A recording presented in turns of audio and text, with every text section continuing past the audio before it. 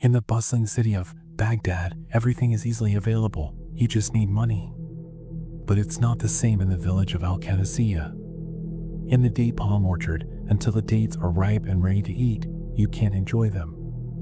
I still remember that night when I had a high fever and was sick for several days. In our entire village, there were only 2 date palm trees, and the rainy season was about to begin. The dates on both trees had started to ripen. However, there were only 2 date palm trees in the village. One belonged to the wealthy Al-Tamimi, and the other was owned by the humble Al-Badawi. It was said that Al-Badawi's date palm tree was haunted by spirits and ghosts, yet it was easier to eat dates from his tree. On the other hand, Al-Tamimi's tree was the largest and bore the sweetest dates, but it was impossible to get even 1 date from it. Old man Al-Tamimi would sit under the tree with a stick, and some people were afraid of him, while others wouldn't dare to go near. Who would go, my friends, just for a few dates and face the humiliation from Al-Tamimi? Why don't you plant your own tree if you love dates so much? They would say. Al-Badawi's tree, on the other hand, was said to be haunted, but that ghost never troubled anyone. However, Al-Tamimi was enough to scare people away. During those days, storms and heavy winds were common, and on the nights when a storm would come, the entire village would get dates to eat.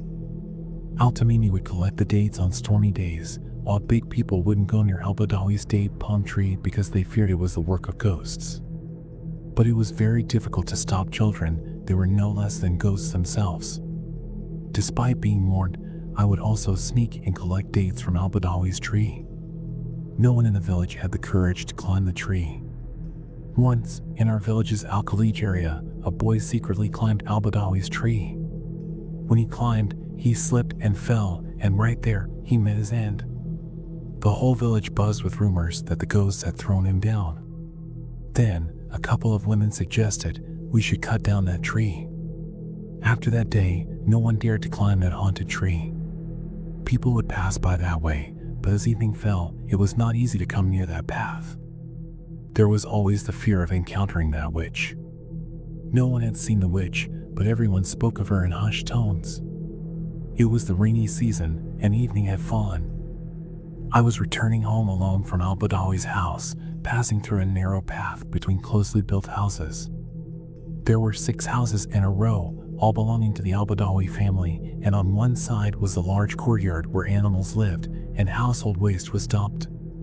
In that courtyard, there was also a date palm tree. As I approached the date palm tree, fear began to creep in. I wanted to get away quickly, but I felt as if someone was behind me. I didn't have the courage to look back. Then I felt as if someone had pulled me from behind. "Hey, come here," a voice echoed in my ears. I didn't want to turn around, but out of fear, I called out, "Who are you?" "I am your mother. Come here, my son. I will give you dates, ripe and sweet." "No, no. I don't want it. Let me go." "I don't want your dates, witch." I panicked and tried to run away, but something pricked my foot and I fell down, crying out in pain. After all, I was just a 12-year-old boy. I cursed my luck, wondering how I could escape that witch.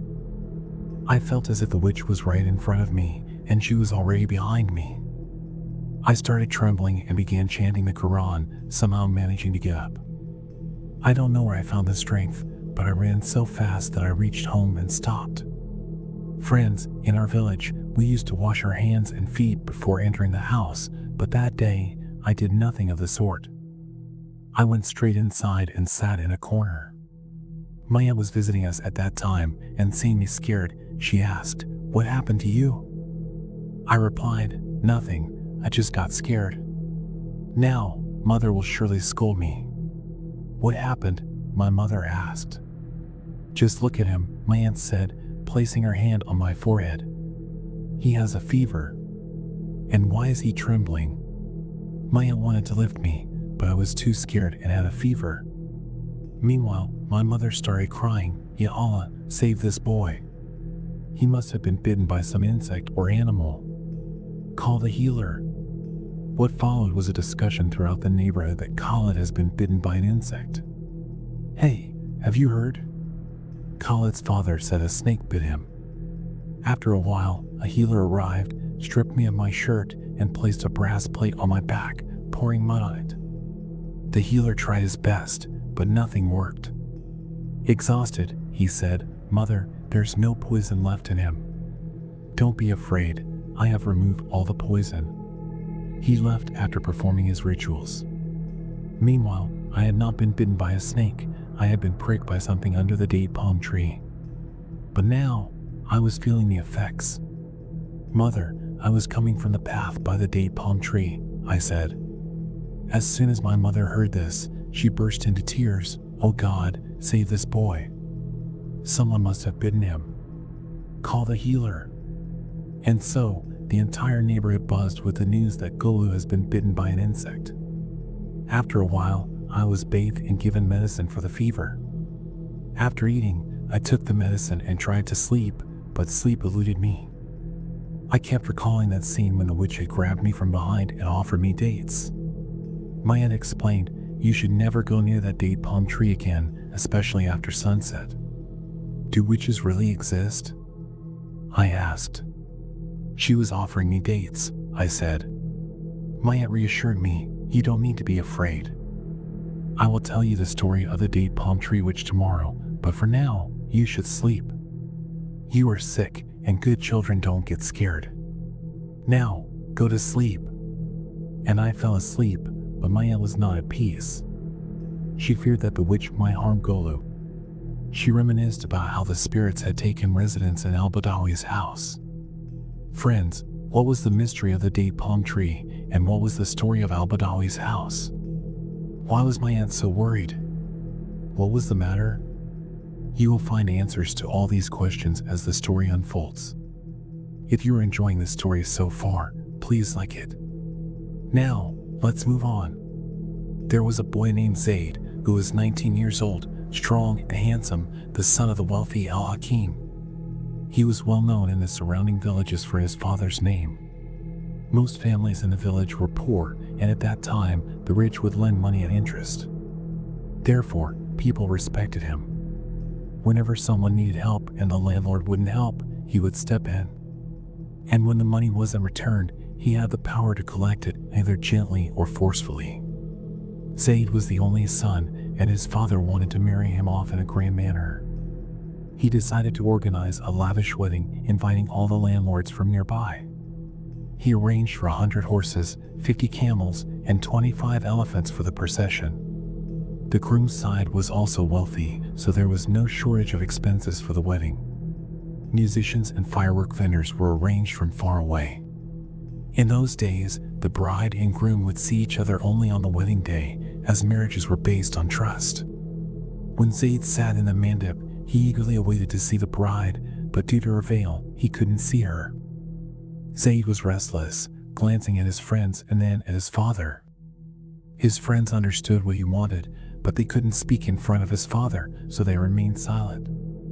But who was this girl? Zaid wondered to himself, gazing at the beautiful girl, who was also looking at him. On the wedding night, the excitement was palpable among the girls to see the groom. Zaid noticed that the girl was also looking at him, but today, the bride was hidden behind her veil. Zaid's father, Al-Sayed, called for the bride, who was indeed very beautiful. Zaid was mesmerized by her beauty. "Sit down, bride," Al-Sayed said. "Thank you," the bride replied, and Zaid sat down beside her. The bride, whose name was Layla, also sat down next to him. "Rania, come here," Layla called out. Rania, who was Layla's loyal servant girl, came in with 2 silver cups filled with rose water. "Here, Zaid, drink this," Layla said, handing him a cup. Zaid was captivated by her beauty and lost in her charm. "Rania, serve my brother-in-law some roasted pistachios, almonds, and figs," Layla instructed. "Yes, sister," Rania replied, blushing at Zaid's gaze. "Rania, you are very good," Zaid said, looking at her. "Yes, Layla, we will serve you both," Rania said, smiling. Zaid and Rania exchanged glances, and Rania felt a flutter in her heart. The next day, the wedding procession was to leave. Zaid's father gifted Layla gold and silver jewelry and showered her with coins and clothes. After the procession, Layla, who had been feeling unwell, was taken to Zaid's large room. Rania was also there to take care of her.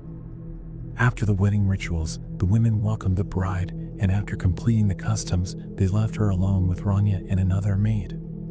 Rania and the other maid took care of Layla, decorating the room with flowers and perfumes. Layla was an avid painter and loved to paint. As evening approached, Layla felt a bit better, and they prepared tea and snacks for her. However, she still felt tired. As evening approached, Chitra felt a bit better, and they prepared tea and snacks for her. However, she still felt tired. In the evening, Zaid entered the room and checked on Layla, placing his hand on her forehead. "You should rest, Layla. We will be out with friends for a while." "You should sleep," he said, looking at Rania. "Rania, you stay here and take care of your sister," he added. Yes, I will," Rania replied, and Zaid left. Rania, who had never seen a handsome boy like Zaid, was mesmerized. That night, as Layla was about to sleep, she heard a knock at the door. When she opened it, she saw Zaid standing there. "Rania, come here," he said, pulling her close. Rania was taken aback but didn't resist. "Stay with me for a while," he said, and Rania felt a rush of emotions. Layla was unaware of the growing bond between Zaid and Rania. Days passed, and the relationship between Zaid and Rania deepened, while Layla remained oblivious. One day, Layla noticed the closeness between them and decided to confront Rania. "Rania, I think you should go back home," Layla said. "Why, sister?" "I am your servant and will always be here for you," Rania replied. "Rania, you have done so much for me, but I think it's time for you to live your own life," Layla insisted. "Thank you for your concern, but I will stay with you," Rania said. Layla, feeling threatened, plotted to get rid of Rania. With the help of 3 thugs, she captured Rania and tortured her for 2 days, eventually hanging her from the date palm tree. Rania's tragic death echoed through the village, but no one paid attention. Layla, feeling victorious, continued her life, but the spirits of the wrong began to haunt her. One night, Layla was awakened by a chilling presence. "Rania, you cannot escape me," a voice echoed. Layla screamed, but no one came to her aid. The next day, the village was abuzz with rumors of a witch haunting the date palm tree. People began to fear the tree, and Layla's health deteriorated. As time passed, Layla's life became a nightmare, haunted by the ghost of Rania. In a desperate attempt to rid herself of the curse, Layla sought the help of a powerful sorcerer. But the sorcerer warned her, "You cannot escape the consequences of your actions." Layla's fate was sealed, and she met a tragic end, just like Rania. The village was left in fear, haunted by the spirits of the wronged. Years later, a boy named Amir discovered the hidden treasure of the date palm tree. He sought the help of the village council to rid the village of the curse. The council decided to hold a meeting, and the villagers gathered to discuss the matter. Amir revealed the truth about the date palm tree and the spirits that haunted it. The villagers agreed to perform a ritual to appease the spirits and bring peace to the village. As the ritual commenced, the spirits were finally laid to rest, and the village was freed from the curse. Amir used the treasure to help the village prosper, planting new date palm trees and ensuring that the legacy of Rania and Layla would never be forgotten. And so, the story of the date palm tree which came to an end, leaving behind a lesson of love, betrayal, and redemption. I hope you enjoyed this story. Don't forget to subscribe my channel, and I'll see you in the next one.